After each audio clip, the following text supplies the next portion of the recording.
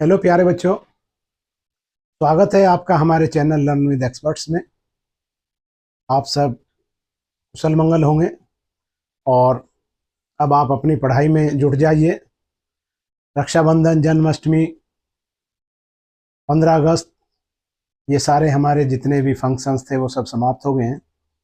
आज मैं आपको घातांकों के क्या क्या नियम होते हैं, उन क्वेश्चनों को हम कैसे हल करते हैं, तो वो नियम एक अच्छे तरीके से आपको मैं समझाता हूँ। उसके ऊपर एक वीडियो है और आप देखते रहिए, बहुत ही सरल तरीके से अंत तक देखते रहिए प्यारे बच्चों। घातांकों के नियम नंबर 1, देखिए, एक ही आधार वाली एक ही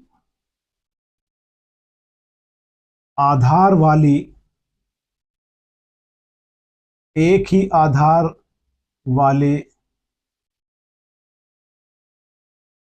घातों की गुणा।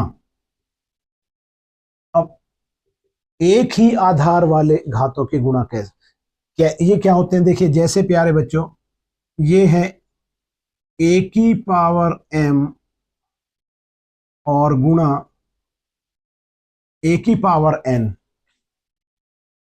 एक ही आधार वाले घातों की गुणा, इसको नीचे हम आधार बोलते हैं और ये है इसकी घात। आधार बराबर है एक ही आधार वाले। जब दो घातांक हैं आपके पास, उनका आधार एक ही है, तो हम उनकी गुणा करेंगे तो ऐसे में क्या हो जाता है कि आधार तो वही रहेगा और उनकी घात आपस में जुड़ जाते हैं प्यारे बच्चों। ए की घात m गुणा करेंगे ए की घात n से, तो ये क्या हो जाएगा? ए की घात m प्लस n। अब इस पे सवाल देख लीजिए प्यारे बच्चों, सवाल देख लीजिए। अब मान लीजिए ये है कि x की 3 और गुणा करनी है x की 2 से, तो ये क्या हो जाएगा? आधार दोनों का बराबर है, x की 2 गुणा x की 3 गुणा x की 2, आधार दोनों का बराबर है तो गुणा में घात जुड़ जाती हैं, तो ये क्या हो जाएगा? x की 3 प्लस 2 और x की घात 5। तो ये इसका प्यारे बच्चों ये आंसर आ जाएगा। तो ये नियम है। अगर नियम आपको एक बार अच्छी तरह से समझ में आ गए तो इस तरह के जितने भी क्वेश्चन हैं उनको करने में आपको कोई दिक्कत नहीं आएगी। देखते रहिए। दूसरा क्या है कि एक ही आधार या समान आधार भी बोल सकते हैं, समान आधार भी बोल सकते हैं वाले घातों। अब देखिए, ये तो भाग गुणा थी, तो इसकी भाग अगर आप निकालें तो भाग क्या हो जाएगी?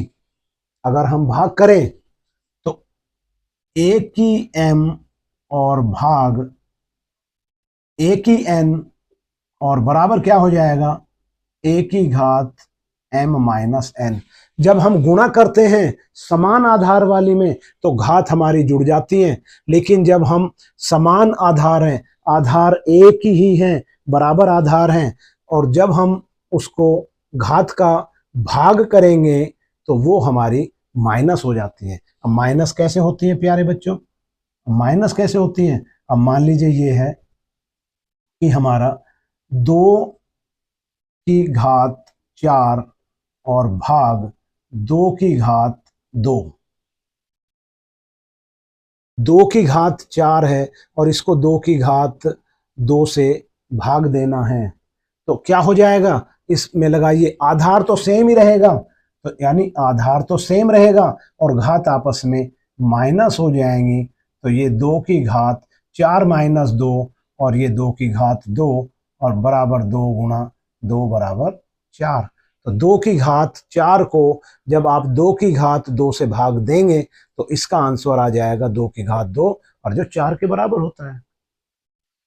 x में भी आप निकाल सकते हैं कि x की घात 4 को यदि x की घात 2 से भाग करेंगे तो वो आपकी 4 में से 2 घट जाएंगी, तो x की 2 बच जाएगा। तो ये आपकी कंडीशन है कि यदि आधार बराबर है तो आप हम इस तरह से गुणा करेंगे और इस तरह से भाग करेंगे। तीसरा है प्यारे बच्चों, देखिए तीसरा क्या है कि यदि घात के ऊपर घात है, घात के ऊपर घात,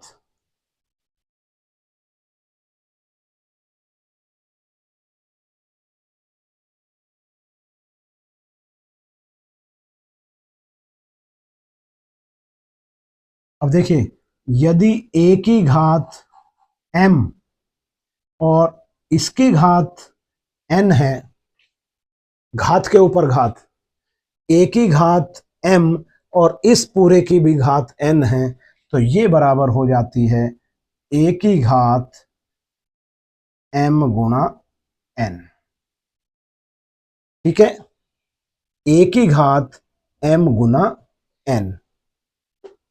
प्यारे बच्चों ध्यान से समझना। तो अब इस पे आप सवाल देख लीजिए। अब क्या है कि मान लीजिए 3 की घात 2 और इसकी घात फिर 2 है, 3 की घात 2, इसकी घात फिर 2 है, तो ये क्या हो जाएगा 3 की घात, अब देखिए घात की जो घात है वो आपस में गुणा हो जाएंगी, तो ये हो जाएगा प्यारे बच्चों 2 गुणा 2, और ये हो गई 3 की घात 4। ठीक है, और 3 की घात 4 को आप आगे सॉल्व कर सकते हैं। तो 3 गुणा 3 गुणा 3 गुणा 3, 3 की घात 4 का मतलब क्या है प्यारे बच्चों कि 3 की 4 बार गुणा। देखिए दोस्तों, तो अब ये कितना आ जाएगा, 3 तिया 9 तिया 27 तिया 81, और ये आपका 3 की घात 2 की घात 2 है, तो उसका मान होता है 81। तो उसमें आपका प्यारे बच्चों ये वाला फॉर्मूला लग जाता है। आगे बात समझ में? ठीक है, अब आप अगला देखिए। अब यदि घात समान हो और आधार अलग अलग हो तो उसकी गुणा कैसे करेंगे? आधार अलग अलग हो और घात समान हो,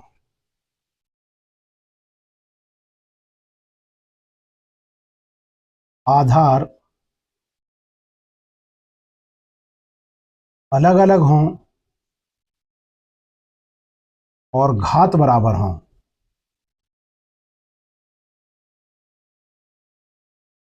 अब ये कैसे देखिए, आधार अलग अलग, अब मान लीजिए a की घात m और गुणा कर रहे हैं b की घात m से, आधार दोनों के अलग अलग हैं, घात बराबर हैं, तो इनकी गुणा कैसे करेंगे? a की घात m गुणा b की घात m, तो अब ये किसके बराबर हो जाएगा? a गुणा b,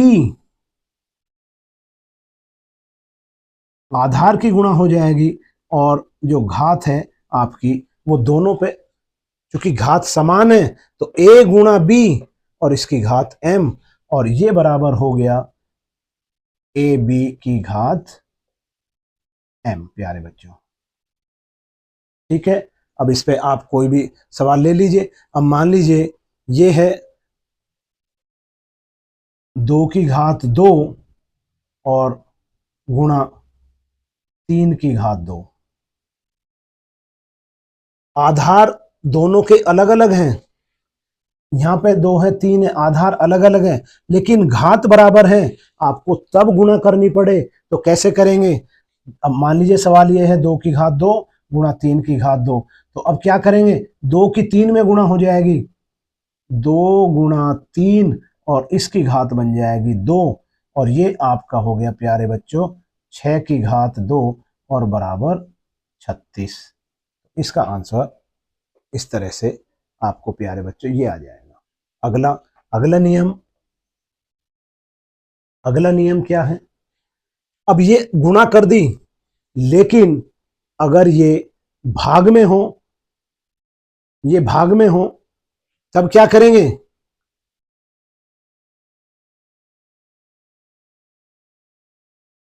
तो ये तो गुणा होगी, अब भाग, आधार अलग अलग और घात बराबर हो, और भाग कैसे करेंगे?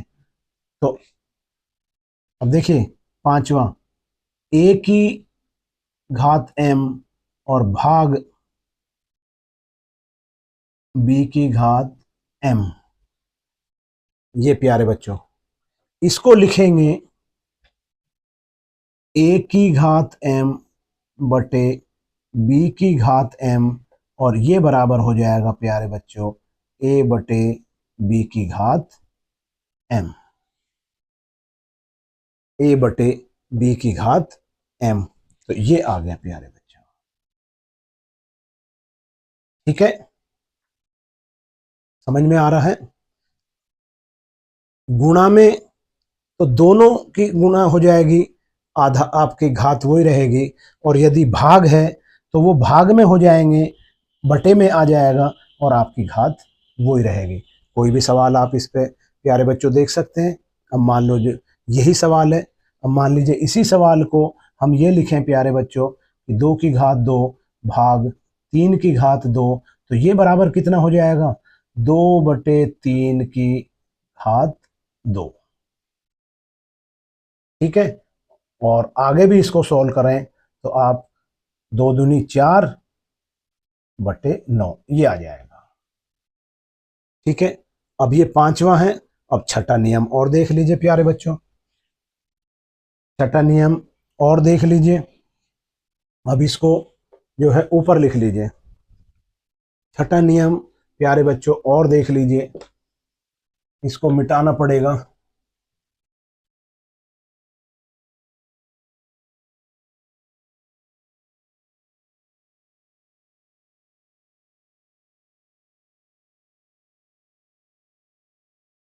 अब यदि ये दिया हुआ है कि a की घात m, तो ये बराबर प्यारे बच्चों होता है 1 अपॉन a की घात m।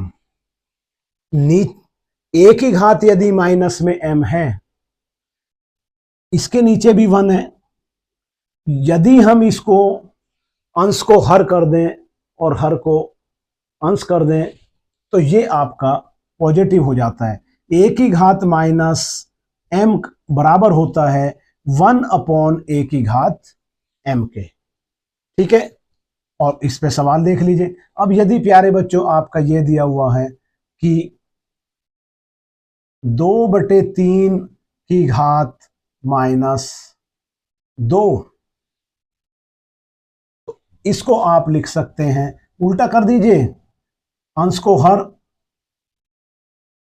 और हर को अंश, तो ये मान आ जाएगा प्यारे बच्चों। a की घात माइनस m बराबर 1 अपॉन a की घात m, और जब जैसे ये है सवाल, उदाहरण के तौर पे 2 बटे 3 की घात माइनस 2 बराबर 3 बटे 2 की घात 2, तो ये इसके बराबर आ जाएगा। ठीक है प्यारे बच्चों, अगला सातवां, सातवां क्या है? किसी भी संख्या की घात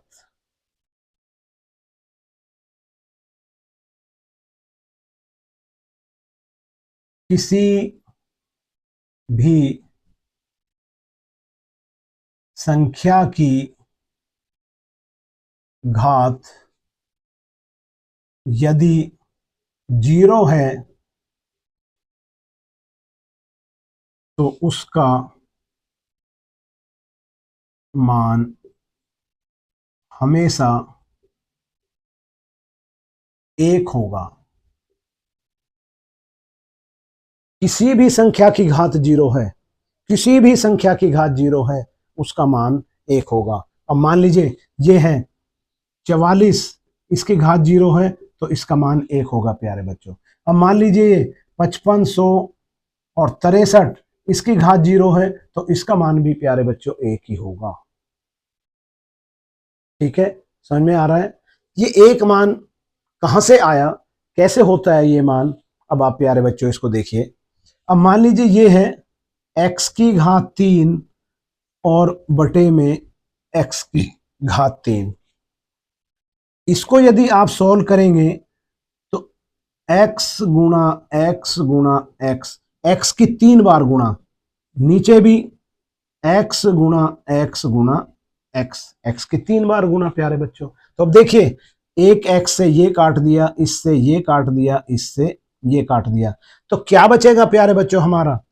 ये बचेगा 1। बात समझ में आ गई? x की 3 बटे x की 3, तो x गुणा x और नीचे भी x गुणा x, एक x से ये, दूसरे से ये, तीसरे से ये, तो क्या बचा हमारा? 1। ठीक है, लेकिन अब ये 1, अब 0 कहां से आया? अब जब हम समान आधार वाली संख्या को भाग करेंगे, अभी जो पहले वाली हमने नियम बताया था, दूसरा नियम, तो वो इसको दूसरे तरीके से यदि आप भाग करें, आधार बराबर है तो x की घात 3 माइनस 3। अब देखिए, जब आधार बराबर और घात भी बराबर हैं तो क्या हो जाएगा? x की घात जब हम भाग करते हैं तो घात जो है हमारी वो घटती है, गुणा में घात जुड़ती हैं, तो x की घात 3 माइनस 3 और बराबर x की घात 0। अब x की घात 0 का मान हो गया प्यारे बच्चों 1।